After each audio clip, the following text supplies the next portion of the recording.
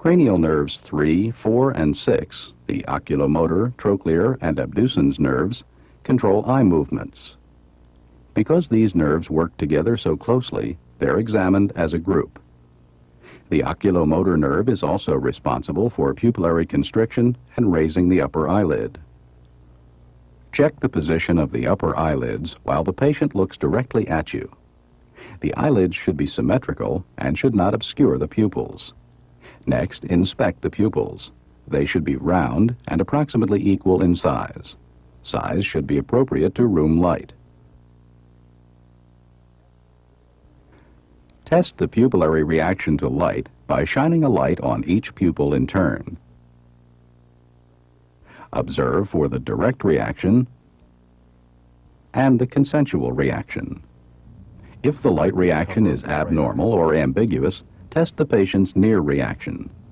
Hold your finger or a pencil about 10 centimeters from the patient's eyes and tell him what to do. Look at my finger. Look off into the distance. Watch for pupillary dilation with distant gaze and pupillary constriction with near effort. Look at my finger. Look off to the distance. Repeat this test if necessary. Look off to the distance. Now check the extraocular movements in the 6 cardinal directions of gaze.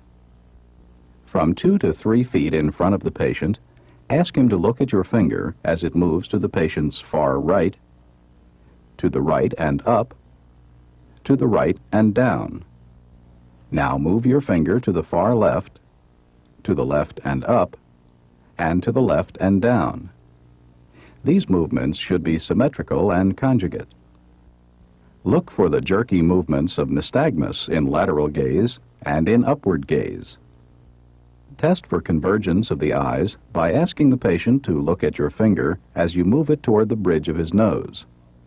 Eyes can usually follow your finger to within 5 to 8 centimeters.